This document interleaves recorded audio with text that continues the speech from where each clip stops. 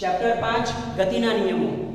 આજનો ટોપિક છે નિયમિત વર્તુળમય ગતિ ડાયનેમિક્સ. તમને થશે સર નિયમિત વર્તુળમય ગતિ તો આપણે ચેપ્ટર 4 માં ભણી ગયા. હા, ભણી ગયા છીએ. ચલો ફરી એક વખત જોઈએ. નિયમિત વર્તુળમય ગતિ એટલે શું? જ્યારે કોઈ પદાર્થ વર્તુળાકાર પથ પર નિયમિત ઝડપ એટલે કે અચળ ઝડપથી ગતિ કરે તો એને કહેવાય નિયમિત વર્તુળમય ગતિ. પરંતુ આપણને ખબર છે જો પદાર્થ વિષમવળી દિશામાં જતો હોય તો જે તે બિંદુએ વેગની દિશા એ બિંદુએ સ્પર્શકની દિશામાં હોય. એ બિંદુએ સ્પર્શકની દિશામાં હોય. ખબર છે? હા, વેગની દિશા બદલાય છે પણ વેગનું મૂલ્ય એટલે કે ઝડપ એ તો કેવી રહે છે? અચળ. હા, બીજું વસ્તુ આપણને એ પણ ખબર છે કે જો આ વર્તુળાકાર પથની ત્રિજ્યા r હોય તો અહીંયા પદાર્થની ઝડપ અચળ રહે છે. વેગમાં ફેરફાર થાય છે માટે પદાર્થ પ્રવેગી ગતિ કરે છે અને એ પ્રવેગ કઈ તરફ હોય છે? કેન્દ્ર તરફ. એ પ્રવેગ કઈ તરફ હોય છે? કેન્દ્ર તરફ. તો હા, આપણને ખબર છે કે આ નિયમિત વર્તુળમય ગતિમાં પદાર્થ પર જે પ્રવેગ હોય છે, પ્રવેગ કઈ હોય છે? કેન્દ્ર તરફ. એ પ્રવેગ ક્યાં હોય છે? કેન્દ્ર તરફ. ક્લિયર? તો લખું છું અહીંયા જુઓ કે નિયમિત વર્તુળમય ગતિ એટલે શું? તો કે પદાર્થ r ત્રિજ્યાના વર્તુળાકાર પથ પર r ત્રિજ્યાના વર્તુળાકાર પથ પર અચળ ઝડપ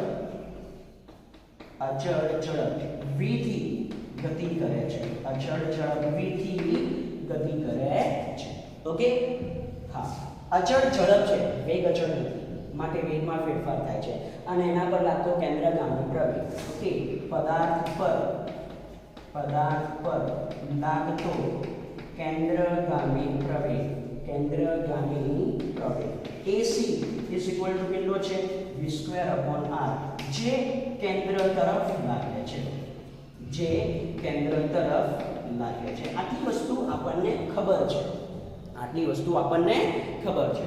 હવે ન્યૂટનનો ગતિનો પહેલો નિયમ કે જો પરિણામી બાહ્ય બળ લાગે તો પ્રવેગ ઉદ્ભવે. પરિણામી બાહ્ય બળ શૂન્ય હોય તો પદાર્થની બે અવસ્થા પોસિબલ છે, એક સ્થિર અવસ્થા અને બીજું નિયમિત વેગથી ગતિ. અહીંયા તો શું થાય છે આ કેસમાં? તો કે વેગ નિયમિત છે ના, વેગમાં ફેરફાર થાય છે અને પદાર્થ પર કંઈક પ્રવેગ લાગે છે માટે કંઈક પ્રવેગી ગતિ કરે છે. તો એનો મતલબ શું કહેવાય? અહીંયા જો પદાર્થ પ્રવેગી ગતિ કરે છે એનો મતલબ એના પર કંઈક બળ લાગતું હોય. અને એ બળ કઈ દિશામાં લાગે? તો જે દિશામાં પ્રવેગ છે એ દિશામાં. તો જો અહીંયા હું શોધું કે ન્યૂટનના ગતિના પહેલા નિયમ મુજબ, ન્યૂટનના પ્રથમ નિયમ મુજબ આવી નિયમિત વર્તુળમય ગતિ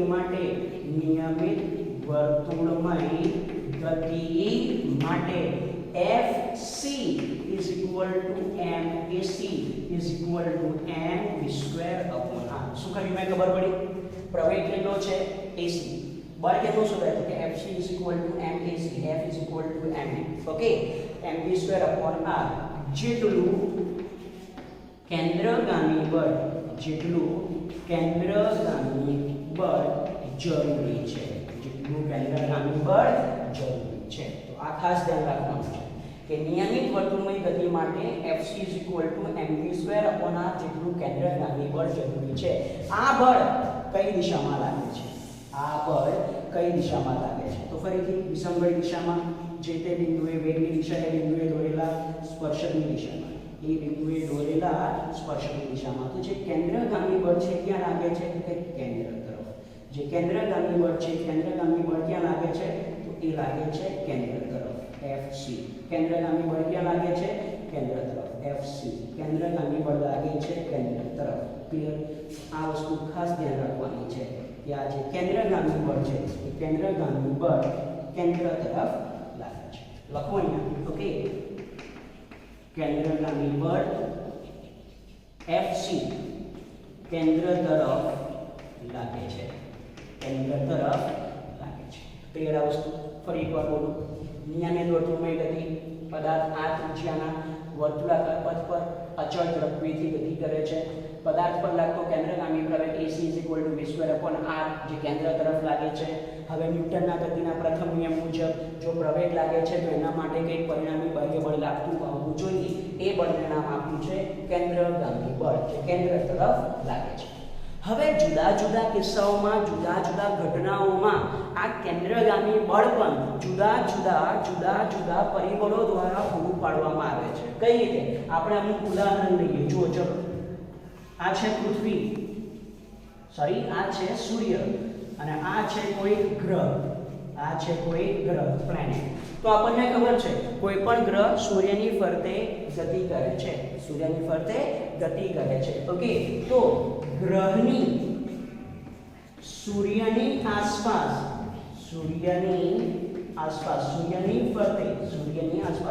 ફરતે વર્તુળાકાર ગતિ માટે જરૂરી કેન્દ્રગામી બળ સર્ક્યુલર મોશન કરે છે, નિયમિત વર્તુળમય ગતિ કરે છે, એટલે કઈક કેન્દ્રગામી બળ તો લાગવું જોઈએ. નિયમિત વર્તુળમય ગતિમાં કઈક કેન્દ્રગામી બળ લાગવું જોઈએ. જુદા જુદા ઉદાહરણોમાં, જુદા જુદા ઘટનાઓમાં કોણ પૂરું પાડે છે એ સમજવાનું છે. પહેલી સિચ્યુએશન છે ગ્રહની સૂર્યની આસપાસ વર્તુળાકાર ગતિ માટે જરૂરી કેન્દ્રગામી બળ એ બંને વચ્ચેનું ગુરુત્વાકર્ષણ બળ પૂરું પાડે છે. ક્લિયર આ વસ્તુ? તો આ પહેલું ઉદાહરણ. બીજી એક આપણને આવી નિયમિત વર્તુળની ગતિ ખબર છે કે જો આ ન્યુક્લિયસ હોય જેમાં પ્રોટોન અને ન્યુટ્રોન રહેલા છે, એની ફરતે કોઈ કક્ષામાં ઇલેક્ટ્રોન ગતિ કરી રહ્યો છે, તો ઇલેક્ટ્રોનની ન્યુક્લિયસની ફરતે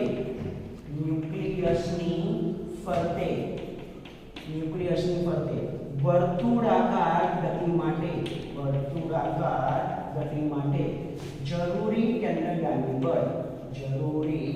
કેન્દ્રગામી બળ એ વિદ્યુત બળ પૂરું પાડે છે. તો આ ખાસ ધ્યાન રાખજો. જેમ જેમ ઘટના બદલાશે ને એમ જે વર્તુળમય ગતિ માટે કેન્દ્રગામી બળ છે એ પણ બદલાશે, બધામાં સમાન નહીં રહે.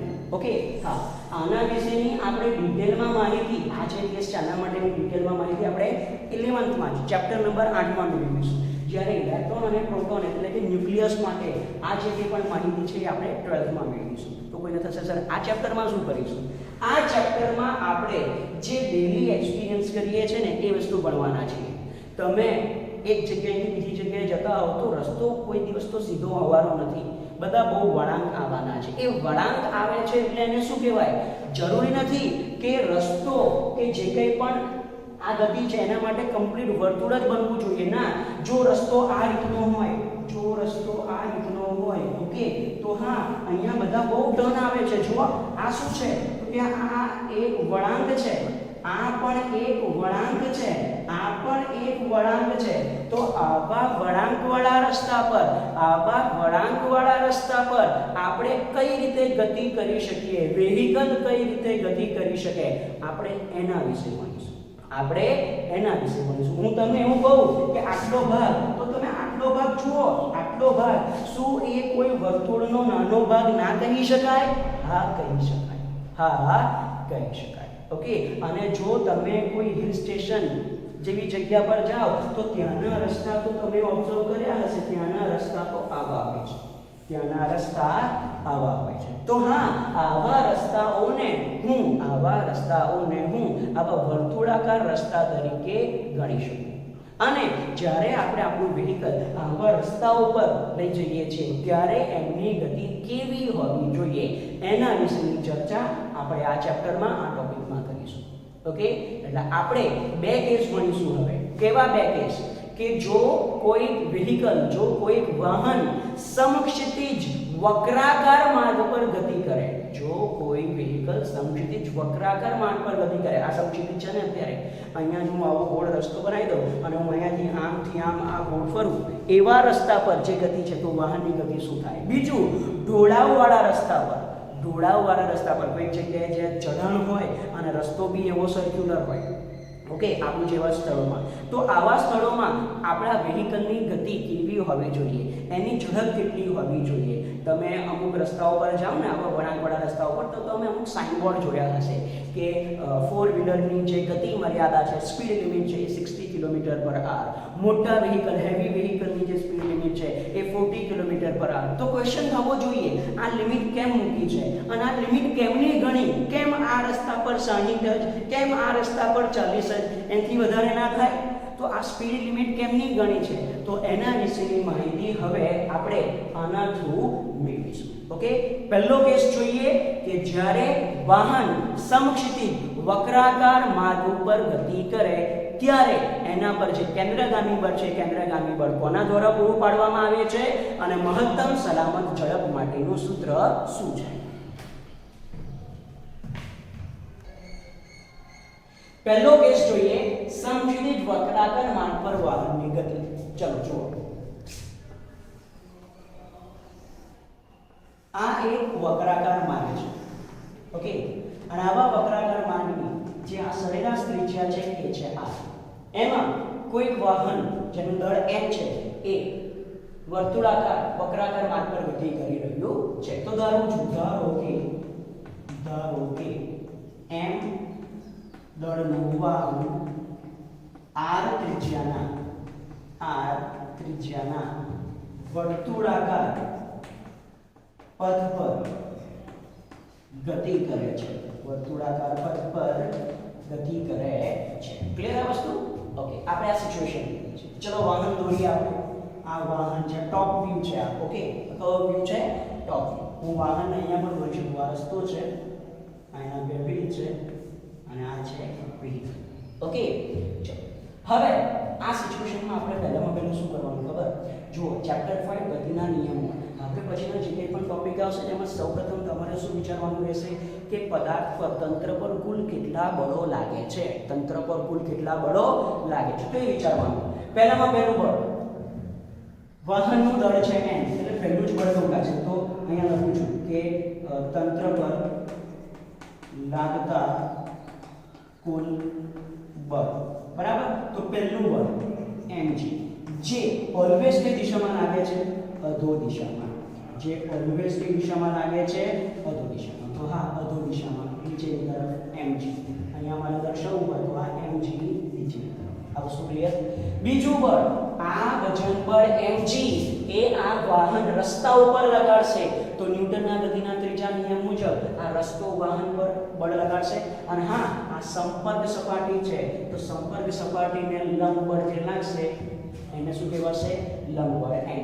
તો n એટલે કે લંબ બળ જે સંપર્ક સપાટીને લંબ લાગે છે, જે સંપર્ક સપાટીને લંબ લાગે છે. ક્લિયર? ઓકે, ત્રીજું બળ Fs એટલે કે ઘર્ષણ બળ. Fx ઘર્ષણ બળ જે સંપર્ક સપાટીને સમાંતર લાગે છે. તો જ્યારે વ્હીકલ સમક્ષિતિજ વક્રાકાર માર્ગ પર ગતિ કરતો હોય ને એના પર ટોટલ 3 બળ લાગે છે. mg અધો દિશામાં, n ઉપરની તરફ અને ઘર્ષણ બળ સંપર્ક સપાટીને સમાંતર. હજુ મેં ઘર્ષણ બળની દિશા દર્શાવી નથી, આપણે પછી દર્શાવીએ. ઓકે, હવે ચલો એક વસ્તુનો આન્સર આપો. ટોટલ 3 બળ લાગે છે. એમાંથી આ mg વ્હીકલ પર કઈ દિશામાં લાગે? નીચે તરફ. n જે છે એ કઈ તરફ લાગે? ઉપર તરફ. આટલી વસ્તુઓ ક્લિયર છે? ઓકે, હા. હવે કોઈ વાહન જ્યારે સમક્ષિતિજ વક્રાકાર માર્ગ પર ગતિ કરે ને ત્યારે એ માત્ર એ સમક્ષિતિજ માર્ગ પર ગતિ કરે. અત્યારે હું ગતિ કરું છું તો આ રીતે સમક્ષિતિજ માર્ગ પર ગતિ કરું છું. મારી શું કોઈ ઊર્ધ્વ સમતલમાં ગતિ છે? હું ઊર્ધ્વ સમતલમાં એટલે કે ઉપર જાઉં છું? ના. નીચે જાઉં છું? ના. હું સમક્ષિતિજ સમતલમાં ગતિ કરી રહ્યો છું. તો મારો હું કોઈ ઊર્ધ્વ ઘટકમાં ગતિ કરતો નથી, માટે કે હું ઊર્ધ્વ દિશામાં સંતુલનમાં લેવો. તો જો લખવાનું શું છે આપણે? આટલા 3 બળો લાગે છે. એમાંથી પદાર્થ ઊર્ધ્વ સમતલમાં કોઈ ગતિ કરતો નથી.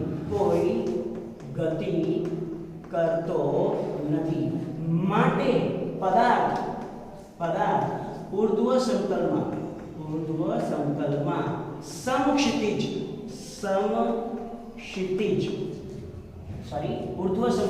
સંતુલનમાં છે એમ કહેવાશે. સંતુલનમાં છે એનો મતલબ શું? પરિણામી બળ કેટલા લાગવા જોઈએ? ચલો, આ ઊર્ધ્વ સમતલમાં કુલ કેટલા બળો લાગે છે? 2 બળો, એક n અને બીજું mg. સંતુલનનું મીનિંગ તમને ખબર છે કે પરિણામી બળ સિગ્મા f કેટલો થાય? 0. પણ કયા સમતલમાં? ઊર્ધ્વ સમતલમાં. કયા સમતલમાં? ઊર્ધ્વ સમતલમાં. ઊર્ધ્વ સમતલમાં 2 બળ લાગે છે, n અને mg. n ઉપર તરફ લાગે છે અને mg નીચે તરફ લાગે છે. તો વિદ્યાર્થીઓ તમને ખબર છે કઈ રીતે લખાશે? ઊર્ધ્વ સમતલમાં સંતુલનમાં છે સિગ્મા f 0 માટે n mg. ઉપર તરફ લાગતું બળ બરાબર નીચે તરફ લાગતું બળ.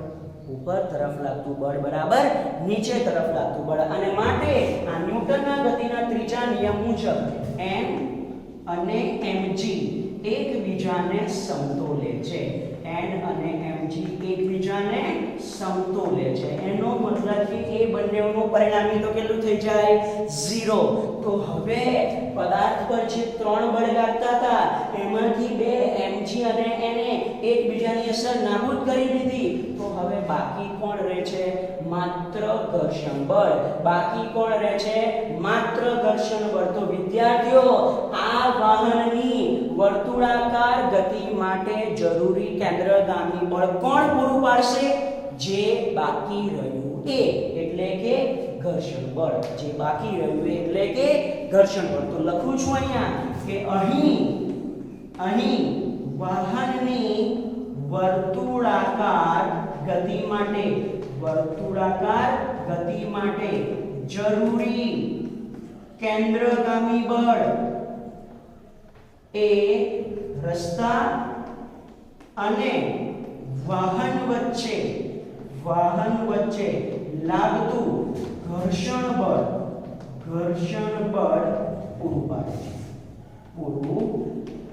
છે. માટે મારે લખવું તો આવી રીતે લખું. જુઓ કે કેન્દ્રગામી બળ Fc Fs. ઓકે, કોણ પૂરું પાડે છે? ઘર્ષણ બળ. કોણ પૂરું પાડે છે? ઘર્ષણ બળ. તો જો હવે લખો અહીંયા, આ જે ઘર્ષણ બળ છે એ આ રીતે સપાટીને સમાંતર અંદરની તરફ લાવવું જોઈએ. સપાટીને સમાંતર અંદરની તરફ લાવવું જોઈએ કે જેથી એ જે ઘર્ષણ બળ છે એ આ વાહનની ગતિ માટે શું પૂરું પાડે? કેન્દ્રગામી બળ. અને હા, એનું સૂત્ર શું લખાય? તો mv² જે રસ્તાના કેન્દ્ર તરફ લાગે છે. કેન્દ્રની દિશામાં લાગે છે. પેરા વસ્તુ. તો આ પોઈન્ટ ખાસ યાદ રાખવાનો છે કે જ્યારે વાહન વર્તુળાકાર ગતિ કરતો હોય, સમક્ષિતિજ સમતલમાં વર્તુળાકાર પથ પર ગતિ કરતો હોય, ત્યારે જરૂરી કેન્દ્રગામી બળ એ રસ્તા અને વાહન વચ્ચે લાગતું ઘર્ષણ બળ પૂરું પાડે છે. સૂર્ય અને પૃથ્વી એના કેસમાં પણ તો કે ગુરુત્વાકર્ષણ બળ જરૂરી કેન્દ્રગામી બળ પૂરું પાડે છે. ઇલેક્ટ્રોનની ન્યુક્લિયસની આજુબાજુ વર્તુળાકાર ગતિ માટે જરૂરી કેન્દ્રગામી બળ વિદ્યુત બળ પૂરું પાડે છે. એ જ રીતે વાહનની સમક્ષિતિજ વર્તુળાકાર માર્ગ પર ગતિ માટે જરૂરી કેન્દ્રગામી બળ ઘર્ષણ બળ પૂરું પાડે છે. હવે કેન્દ્રગામી બળ ઘર્ષણ બળ પૂરું પાડે છે. બહુ સરસ.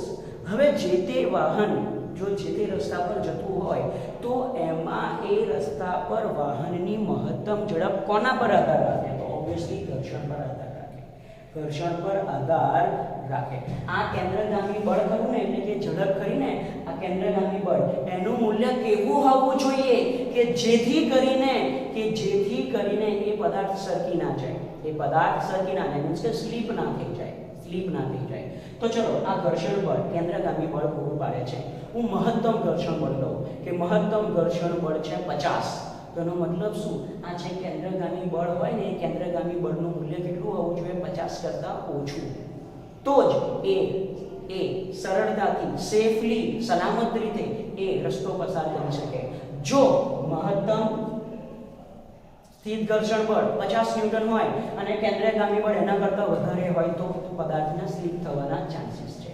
તો હવે આપણે એક બહુ જ ઇમ્પોર્ટન્ટ શરત લખવા જઈ રહ્યા છીએ કે જો વાહનની ઝડપ v એવી હોય કે જેથી જરૂરી કેન્દ્રગામી બળ is less than or equal to મહત્તમ સ્થિત ઘર્ષણ બળ તો જ વાહન સલામત રીતે રસ્તો પસાર કરી શકે યાદ રાખજો આ એક શરત છે આ ખાસ ધ્યાન રાખજો કે જો વાહનની ઝડપ v એવી હોય કે જેથી જરૂરી કેન્દ્રગામી બળ મહત્તમ સ્થિત ઘર્ષણ બળ કરતાં ઓછું હોય ને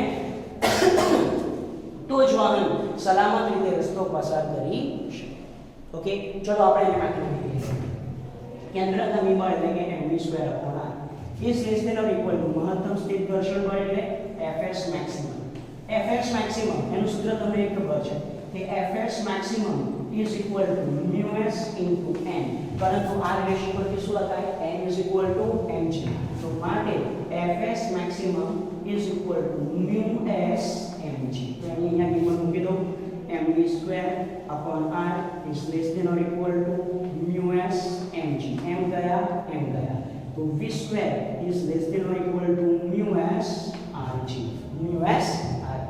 ચલો v square is less than or equal to આનો મતલબ શું જો હું મહત્તમ ઝડપ v maximum લઉં તો v square maximum is equal to શું લખાય ખબર is equal to μs rg less than or equal to નો મતલબ મૂલ્ય નાનું હોય અથવા તો એના જેટલું એટલે કે મહત્તમ થઈ જશે ઓકે તો v square maximum is equal to μs rg અને માટે v maximum is equal to under root μs rg કે મહત્તમ સલામત ઝડપ આ શાનું સૂત્ર છે મહત્તમ સલામત ઝડપ ઓકે તો જો અહીંયા મહત્તમ સલામત ઝડપ કોના પર આધાર રાખે છે μs rg μs એટલે રસ્તા અને ટાયર વચ્ચેનો સ્થિત ઘર્ષણાંક r એટલે વર્તુળાકાર રસ્તાની ત્રિજ્યા અને g એટલે g 9.8 ક્લિયર આ વસ્તુ μs rg એટલે જો કોઈ જે કંઈ પણ રસ્તો હોય ને એ રસ્તાની ત્રિજ્યા અને એ રસ્તો કેવો છે એટલે કે એનો સ્થિત ઘર્ષણાંક આ વેલ્યુ પરથી જે તે રસ્તા પરની મહત્તમ સલામત ઝડપ નક્કી થાય દાખલા તરીકે અહીંયા મહત્તમ સલામત ઝડપ છે આ રસ્તાની કે v maximum બરાબર 50 km/h અને જો કોઈ વાહન છે એ v is equal to 60 km/h ની ઝડપથી જાય છે તો એ શું થઈ જશે સ્લીપ